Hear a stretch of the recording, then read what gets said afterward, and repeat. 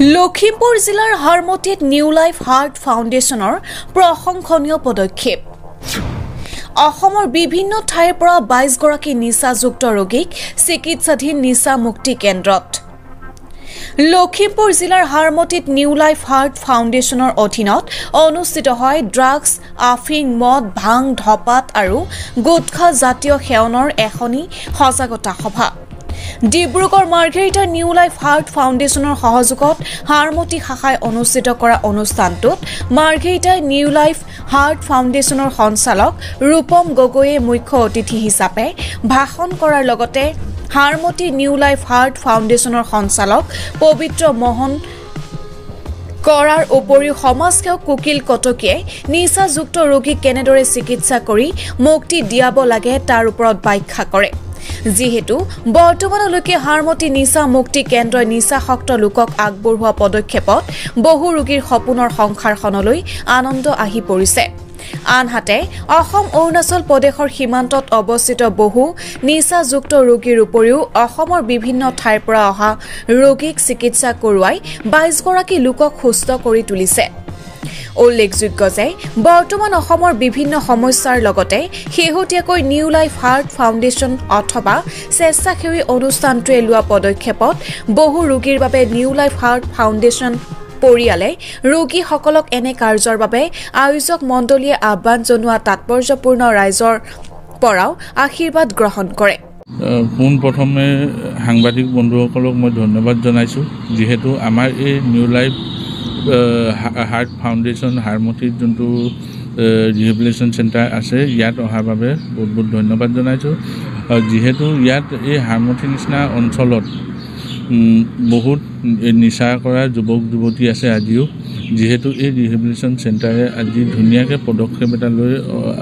আগত 2 বছৰমান হ'ল হ'বলৈ 3 বছৰ হ'ল, যে বহুত নৱপ্ৰজন্ম আৰু লগতে যুৱক যুৱতীসকলক এটা ধুনীয়া ৰাস্তা দেখাইছে, যোনটোৱে ধৰক আপোনাৰ নিচা কেলে কৰিব নালাগে, কি কথা, যে নিচা কৰিলে যে ঘৰৰ মানুহ যে ধৰক কষ্ট পায়, দুখ কষ্ট পায়, সেইবাবে তেখেতসকলে যাতে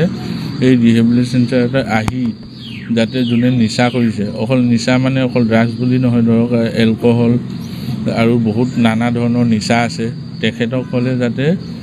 ধুনীয়াকৈ নিজৰ জীৱনটো আগলৈ ধুনীয়াকৈ নিব পাৰে, তাৰ কামনাৰে আজি এই পাব্লিক এৱাৰনেছ মিটিং ইয়াত নিউ লাইফ হাৰ্ট ফাউণ্ডেশ্যনত দিয়া হৈছে। বিশেষকৈ আমাৰ সমাজত এটা বেয়া মেছেজ এটা মানে প্ৰচলিত হৈ থাকে, যে অকল মানুহৰ মনত এটা ভাৱ যে নিচা কৰিলেহে যে মানুহ ফূৰ্তি কৰিব পাৰে, নিচা কৰিলেহে যিকোনো ধৰণৰ অনুষ্ঠান প্ৰতিষ্ঠান পাতিব পাৰে, এনেধৰণৰ এটা নিগেটিভ এটা মেছেজ আমাৰ সমাজত চলি থাকে। কিন্তু সেই কথাটো নহয় যে নিচা নকৰাকৈ যে মানুহে খেলা ধূলা কৰিব পাৰে, নৃত্য গীত কৰিব পাৰে, যিকোনো অনুষ্ঠান প্ৰতিষ্ঠানৰ লগত জড়িত হ'ব পাৰে, এই কথাটো কিন্তু